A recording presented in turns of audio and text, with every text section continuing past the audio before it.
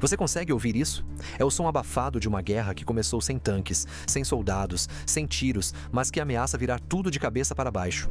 Uma guerra feita com palavras afiadas, números frios e decisões que cruzam fronteiras sem pedir licença. E no centro dela está uma marca que, por mais de 180 anos, foi símbolo de estabilidade no campo americano: John Deere. Mas tudo mudou num instante. Num palanque improvisado, cercado por aplausos e câmeras, Donald Trump não discursou, ele lançou uma granada. Se a John Deere quiser fabricar suas máquinas no México, tudo bem. Mas se quiser vendê-las aqui, vai pagar 200% de tarifa. Era mais que uma ameaça econômica. Era uma declaração de guerra. Um aviso não apenas a Deere, mas a qualquer empresa que ousasse pensar globalmente em um país que, sob Trump, estava se fechando sobre si mesmo. Mas por que, afinal, essa fala virou terremoto? Por que a simples menção de uma tarifa sacudiu o noticiário de Washington a Wall Street, de Chicago a São Paulo? Porque ali, naquele instante, não se discutia apenas a produção de tratores, discutia-se o próprio futuro da economia americana.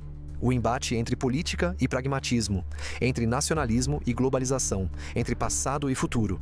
E como toda guerra, essa começou com uma ruptura. Poucos dias antes, a John Deere havia anunciado, quase de forma técnica, uma expansão de suas operações no México. Uma nova fábrica, moderna, ágil, eficiente para a produção de equipamentos voltados a um setor em franca ascensão: as pequenas e médias propriedades agrícolas da América Latina. Era, segundo a empresa, uma jogada estratégica. Não uma fuga, não uma traição. Mas para Trump, era tudo isso junto. Porque o que a Deere chamou de expansão, ele chamou de traição.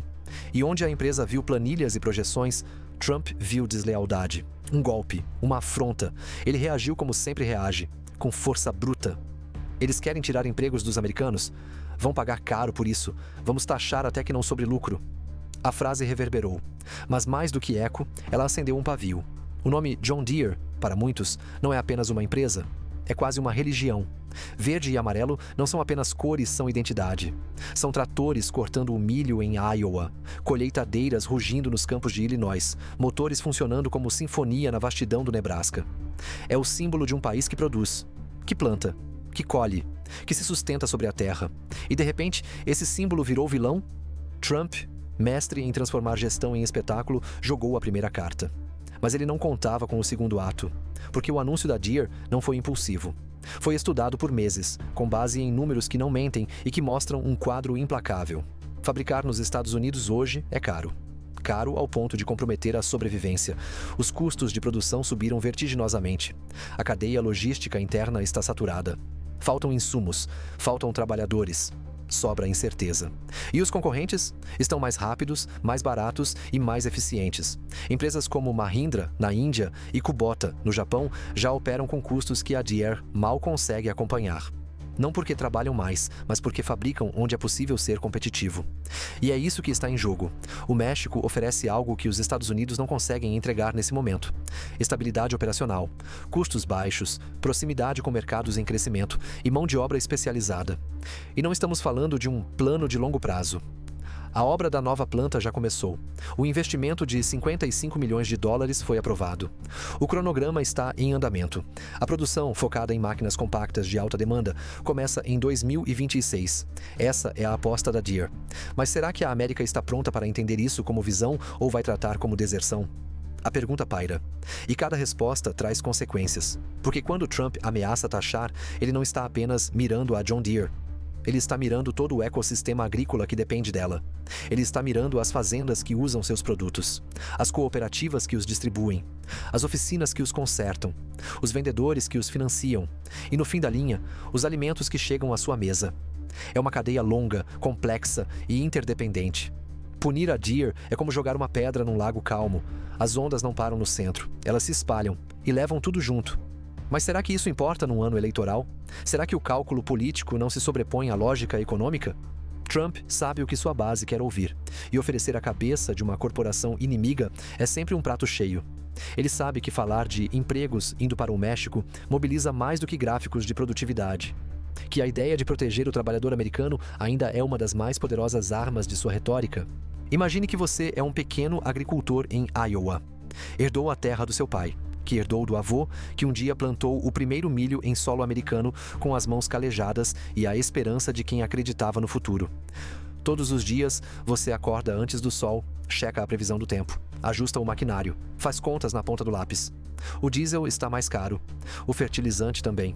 E agora, você ouve no rádio que a John Deere, a mesma que fabricou o trator que seu pai comprou com financiamento rural em 1983, está sendo acusada de traição. Tudo porque decidiu abrir uma fábrica a poucas centenas de quilômetros da fronteira, no México, para reduzir custos, para se manter competitiva, para continuar existindo. Mas o que pouca gente está discutindo é por que essa decisão foi tomada, e principalmente o que ela revela sobre todos nós. Vamos voltar à sala de reuniões da Deere, onde essa escolha foi debatida. Não foi um impulso. Não foi uma jogada ensaiada para agradar acionistas. Foi, antes de tudo, uma medida de urgência. Os custos logísticos nos Estados Unidos saíram de controle. Portos congestionados, fretes irregulares, falta de peças, falta de mão de obra. O tempo entre a demanda e a entrega aumentava a cada mês. E no mundo da agricultura moderna, tempo é lucro. Ou melhor, é a diferença entre plantar e perder a colheita. No México, o cenário era outro. Custos 70% menores. Mão de obra disponível, cadeias de suprimento mais enxutas e proximidade direta com mercados explosivos como o Brasil, a Colômbia, a Argentina, onde a agricultura não apenas cresce, mas se reinventa. Mas por que não resolver esses problemas aqui? Porque não dá tempo. Porque enquanto os políticos discutem, as empresas precisam decidir. Enquanto as promessas são recicladas em comícios, a realidade bate à porta. E John Deere, como qualquer empresa, não pode plantar esperança. Ela precisa colher resultados. Mas essa explicação racional se perde no meio da gritaria. Trump subiu no palanque em Iowa, estado onde a Deere ainda mantém sua alma produtiva, e cravou: eles cuspiram no rosto dos trabalhadores americanos. Querem fabricar lá fora? Tudo bem, mas não vão trazer para cá sem pagar caro. Era o que muita gente queria ouvir. Era a narrativa perfeita. O gigante traidor versus o defensor da pátria. Mas como toda boa fábula populista, a história ignora os detalhes. Como o fato de que menos de 5% da produção da Deere será afetada. Que os tratores grandes, colheitadeiras, pulverizadores continuam sendo fabricados nos Estados Unidos. Que os empregos mais especializados não foram exportados, porque nem sequer existem candidatos suficientes dispostos a ocupá-los. Mas essas informações não cabem num tweet. Nem inflamam uma plateia como a palavra traição. É aí que a coisa começa a ficar perigosa. Porque Trump não está apenas atacando a John Deere. Está redefinindo o que significa ser leal. Está dizendo que, mesmo diante da lógica, da matemática, da sobrevivência, é preciso obedecer, mesmo que isso signifique afundar. E para empresas que ainda tentam equilibrar patriotismo com lucro, esse é o dilema: obedecer o discurso ou seguir os dados. John Deere escolheu os dados. E ao fazer isso, mexeu com a alma do interior dos Estados Unidos. Porque lá, onde a terra é seca e a colheita incerta, as pessoas não veem empresas como engrenagens frias. Elas veem rostos, histórias, marcas que fazem parte do ciclo da vida. O trator que colhe hoje é o mesmo que colheu o primeiro milho do seu filho. O mesmo que você lavou num domingo à tarde, com mangueira e sabão antes do inverno chegar. E de repente, essa marca está sendo acusada de abandonar o país? É natural que doa, mas também é preciso dizer: a dor, nesse caso, vem menos da decisão da Deere e mais da recusa em aceitar o mundo como ele é hoje. Um mundo onde uma máquina nova custa mais de $100 mil, onde as margens de lucro são mínimas, onde o solo depende de algoritmos, onde cada safra é medida por satélite, onde a conexão à internet vale mais que o capataz. E nesse mundo, a geografia é secundária. O que importa é a eficiência.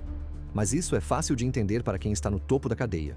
Difícil para quem ainda acorda com o canto do galo e sente nas costas o peso da enxada mesmo quando usa máquinas de última geração. Você realmente acha que sabe quem manda no mundo? Eu tô falando de segredos, decisões de guerra, influência global, tudo que ninguém tem coragem de mostrar. Se você pensa por conta própria, esse conteúdo é para você. Clique no link do comentário fixado e veja agora antes que tirem do ar. Após a ameaça pública de Trump, senadores republicanos de estados do meio-oeste soltaram comunicados oficiais condenando a Deere. Congressistas influentes sugeriram investigações. E o Comitê de Agricultura da Câmara dos Deputados, que normalmente se ocupa de debates técnicos, anunciou que pretende convocar a empresa para audiências. Motivo: esclarecer o impacto da decisão sobre o trabalhador americano. Mas será que essa preocupação é mesmo com o trabalhador ou com a narrativa eleitoral? Pense, se o objetivo é proteger empregos, não seria mais lógico pressionar por investimento em capacitação técnica, em automação responsável, em reestruturação da cadeia logística interna? Ao invés disso, estão propondo sanções, cortes de contrato. Retaliações públicas, como se governar fosse punir. E enquanto isso, a realidade segue seu curso. Nos bastidores, os lobistas da Deere já entraram em ação. Estão em reuniões com o Departamento de Comércio, com assessores legislativos, com representantes de estados rurais que dependem da marca, não para pedir favores, mas para lembrar de uma verdade esquecida. A John Deere não é só uma fabricante de tratores, ela é parte da infraestrutura viva da América Rural. Sem seus equipamentos, colheitas não acontecem. Sem suas peças, máquinas param. Sem suas inovações, produtores ficam atrás da concorrência global. Será que alguém realmente acredita que punir essa empresa tornará o país mais competitivo? Pior, essa lógica cria um precedente sinistro. Se a Deere recuar agora, o que impede que amanhã se exija o mesmo da Caterpillar, da Ford, da IBM? Mas há um detalhe que ninguém esperava. Wall Street, que costuma reagir a qualquer sinal de instabilidade, não entrou em colapso com o anúncio da fábrica mexicana. Ao contrário, após um breve ajuste, as ações da Deere se estabilizaram. Analistas da Bloomberg, da Goldman Sachs, do Morgan Stanley publicaram notas classificando a expansão como visionária, necessária e estrategicamente sólida. O motivo? Simples. Mesmo com um novo centro de produção no exterior, a John Deere continuará fabricando a maior parte dos seus produtos nos Estados Unidos. A empresa não está abandonando o país, está reconfigurando sua lógica de operação. E mais, se as tarifas de Trump forem realmente aplicadas, elas podem atingir de forma ainda mais dura os concorrentes asiáticos da Deere, que não têm nenhuma presença produtiva doméstica. Em outras palavras, o que era para ser punição pode virar vantagem. Já parou para pensar nisso? Talvez, sem querer, Trump esteja fortalecendo a própria empresa que jurou esmagar. Porque se os produtos estrangeiros forem taxados com 200%, a Deere, mesmo com 5% de produção no México, ainda terá margem para competir. Mas e a Mahindra? E a Kubota? E a Yanmar? Todas elas produzem fora dos Estados Unidos. Não tem chão de fábrica em Illinois. Nem trabalhadores americanos na linha de montagem. Então quem vai sair perdendo? Não é só o eleitor. É o mercado. E o mais irônico é que essa possível vantagem para a Deere vem não por causa da ameaça de Trump, mas apesar dela. Se as tarifas forem aplicadas, o custo de um trator pode subir entre 15% e 25%. Para muitos agricultores, isso é o suficiente para inviabilizar a compra, para travar investimentos, para cancelar planos de expansão. Um trator mais caro significa uma lavoura menos eficiente, que pode render menos, que pode gerar menor receita, que pode prejudicar a economia local. É um efeito dominó. É aqui que a narrativa se parte. Porque há quem prefira continuar acreditando que basta trazer as fábricas de volta para que tudo se resolva. Que basta ameaçar CEOs, taxar importações e repetir slogans patrióticos para que a América renasça. Mas a indústria do século XXI não funciona mais assim. E a John Deere é apenas o primeiro alvo de uma guerra que está só começando. Por isso, eu te convido agora a fazer duas coisas simples. Primeiro, curta esse vídeo. Não pelo algoritmo, mas porque ele traz uma visão que a maioria dos canais não está mostrando. Segundo, inscreva-se no canal, porque nas próximas partes a história vai se aprofundar ainda mais. No interior dos Estados Unidos, onde a vida depende da chuva, da colheita e da estabilidade de uma marca que nunca falhou, a ideia de que a John Deere estaria indo embora foi um soco no estômago. Mesmo que, racionalmente, a maioria saiba que a empresa ainda fabrica quase tudo nos Estados Unidos. Mesmo que a nova fábrica no México represente menos de 5% da produção. Mesmo que os empregos mais especializados nem estejam sendo transferidos, porque a demanda ainda é aqui. Nada disso importa quando o medo entra na sala. Os relatos que chegam do campo são cada vez mais contraditórios. Há agricultores que dizem estar decepcionados, sim, mas que compreendem a lógica. Que defendem a Deere como empresa e entendem que ela precisa se adaptar para continuar existindo. Outros, porém, veem a decisão como um estalo final. A comprovação de que ninguém mais se importa com o trabalhador rural. Mas será que isso é culpa da John Deere? Ou da política que usou a dor rural como palanque e depois sumiu? Porque admitir isso seria reconhecer que o problema não é só a decisão de uma empresa, é o abandono institucional de décadas. É a falsa promessa de que tudo voltaria a ser como antes. É o faz de conta eleitoral que finge que basta construir um muro, subir uma tarifa ou gritar America First para que os empregos do século XX magicamente reapareçam. Mas eles não voltam. E todos sabem disso, mesmo que não digam em voz alta. Por isso, o conflito com a John Deere se tornou tão inflamável. Porque é mais fácil culpar um trator verde do que encarar o espelho. Mas quando uma empresa como a John Deere entra na mira da política, o efeito cascata é brutal. Toda a cadeia produtiva sente. Toda a comunidade perde confiança. E, acima de tudo, o ambiente de inovação morre. Porque enquanto se grita por empregos que já não existem, o mundo está mudando. As máquinas já são autônomas. Os tratores já se dirigem sozinhos. Os dados já decidem quando plantar, onde adubar, quanto colher. E as startups do agro, muitas delas com sede fora dos Estados Unidos, estão crescendo como nunca. Enquanto Trump fala em voltar ao passado, o resto do planeta está correndo para o futuro. A regra agora é que toda decisão empresarial precisa antes passar pelo crivo de uma campanha eleitoral, então não estamos mais num país de livre mercado. Estamos num país refém da política. E o preço disso será pago em cada plantio, em cada colheita, em cada reunião de orçamento em pequenas propriedades que lutam para sobreviver. Em 1986, no coração de Moline, Illinois, um menino de 9 anos assistia seu pai trabalhar numa fábrica da John Deere. O barulho das máquinas era ensurdecedor. As mãos do pai, sujas de graxa. O cheiro de óleo impregnado nas roupas. É pesado, mas é honesto, dizia ele ao filho. E o menino acreditava, porque naquele tempo a linha de produção era um símbolo de orgulho e um caminho para o futuro. Corta para 2025. A mesma fábrica ainda está lá. Mas muito mudou. O menino virou homem. O pai se aposentou. E hoje, onde antes havia 70 operários em uma linha, há 12. Os outros foram substituídos, não por estrangeiros, não por imigrantes, mas por máquinas. Máquinas que não adoecem, não param para almoçar, não pedem aumento, não fazem greve. Máquinas que leem códigos de barras, soldam com precisão cirúrgica e operam durante a madrugada com sensores infravermelhos. Tudo isso sob a supervisão de um engenheiro que controla a fábrica inteira de um tablet. Esse é o mundo real, o mundo que muitos preferem ignorar. E é exatamente por isso que o discurso de trazer os empregos de volta é tão poderoso e tão falso. Porque ele resgata um passado que as máquinas já enterraram. O verdadeiro conflito não é geográfico, é temporal.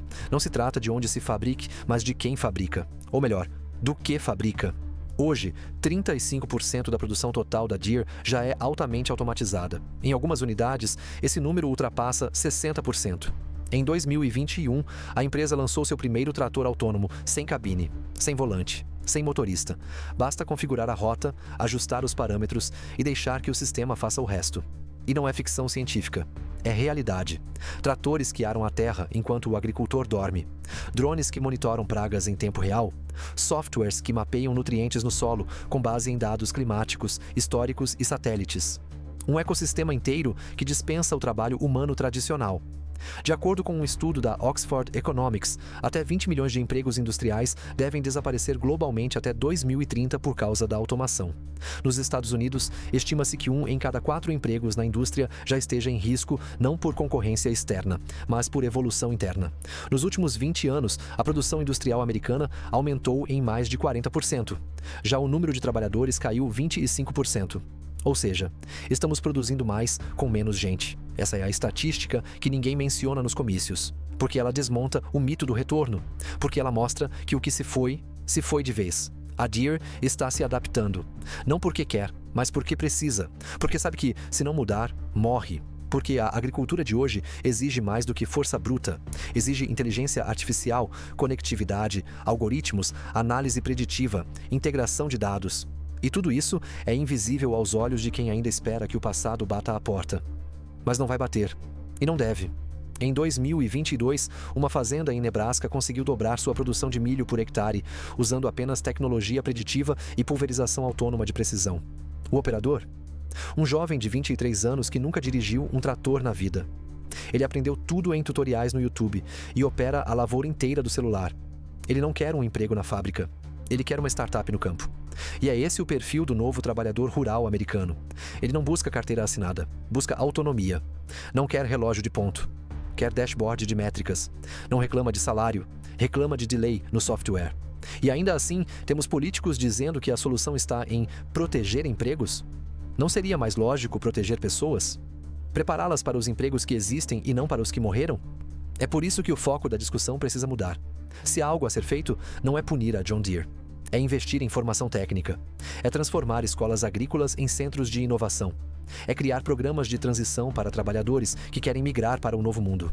A agricultura de 2025 não é mais feita com instinto, mas com inteligência de máquina.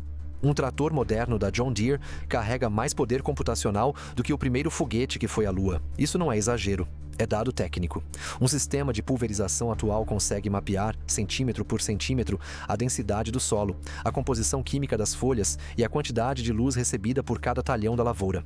Ele decide, em tempo real, onde aplicar cada gota de insumo. Reduz desperdício, aumenta a produtividade, salva safras inteiras de ataques de pragas com algoritmos preditivos.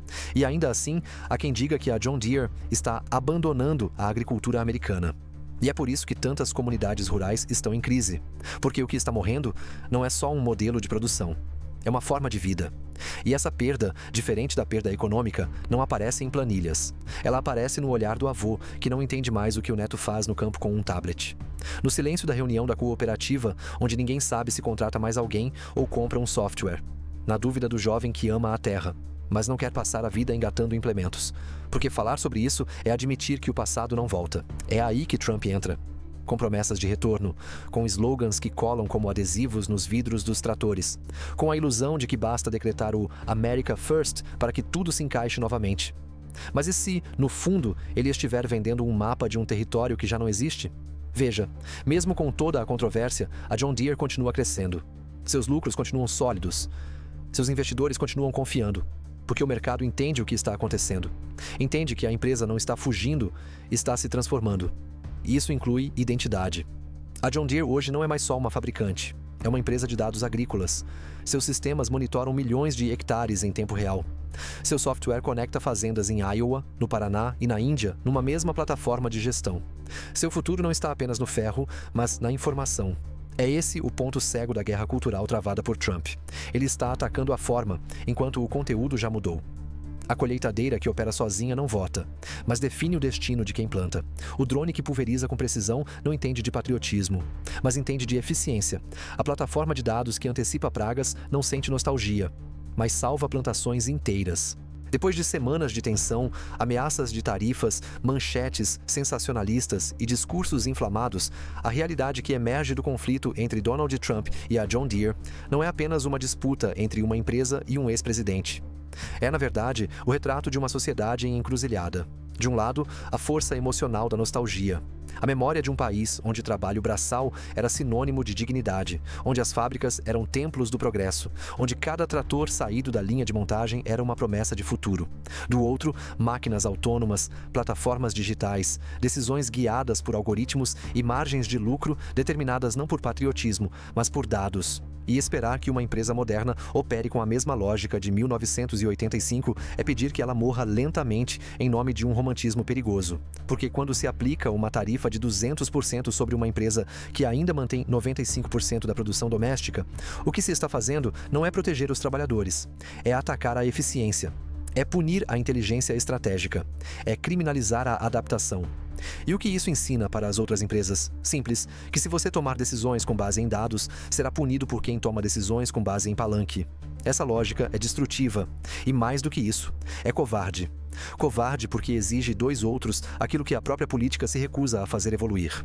Covarde porque coloca o ônus da mudança sobre os ombros de quem produz. Enquanto o Estado continua operando com estruturas do século passado, políticas públicas travadas e um desprezo quase intencional pelo avanço da automação. Covarde porque sabe que é mais fácil apontar o dedo para uma marca famosa do que admitir que o modelo inteiro está falido. E, no entanto, há algo de esperançoso nesse conflito. Algo que não pode ser ignorado. A John Deere não recuou. Ela não implorou. Não choramingou. Não lançou campanha publicitária dizendo: "Somos patriotas, nos perdoem." Ela apenas continuou. Continuou investindo em software. Continuou treinando operadores para lidar com tecnologias de ponta. Continuou conectando fazendas ao redor do mundo com seus sistemas de gestão agrícola. Continuou construindo. E ao fazer isso, mostrou que talvez exista uma saída. Não a saída fácil, mas a saída real. Uma saída onde empresas não precisam escolher entre eficiência e identidade. Onde trabalhadores são requalificados para os empregos do futuro e não mantidos em empregos do passado apenas por conveniência eleitoral. Onde a política entende que seu papel não é impor tarifas punitivas, mas construir pontes entre o que foi e o que está por vir. Não importa quantos discursos você faça, quantas tarifas imponha, quantos comícios encha, o tempo não volta, a tecnologia não volta, o mundo não volta. Mas você pode escolher como vai atravessá-lo. Então, se isso te tocou, se esse vídeo fez sentido, se esse roteiro falou com algo dentro de você que estava adormecido, curta agora. É só um clique, mas faz toda a diferença para que mais pessoas tenham acesso a esse tipo de reflexão. E se inscreva, porque o próximo conteúdo vai além. vamos falar sobre o futuro da produção americana, os riscos reais da guerra tarifária e como isso pode afetar o mundo inteiro do campo ao mercado financeiro, da política à comida na sua mesa. Comente também. Sua voz importa. Sua experiência, sua dúvida, sua crítica. Esse espaço é construído com você e para você. Obrigado por ter ficado até o final. Nos vemos no próximo vídeo. Agora que esse documentário chegou ao fim, isso é para você. Segura aí, só um segundo. Você deve conferir o que preparamos em primeira mão para você. Eu tô falando de decisões escondidas, guerras silenciosas, acordos que moldam o planeta e que ninguém ousa revelar. Eu reuni tudo numa coleção de e-books intensos. Biografias proibidas, histórias que não passam nem perto das plataformas comuns.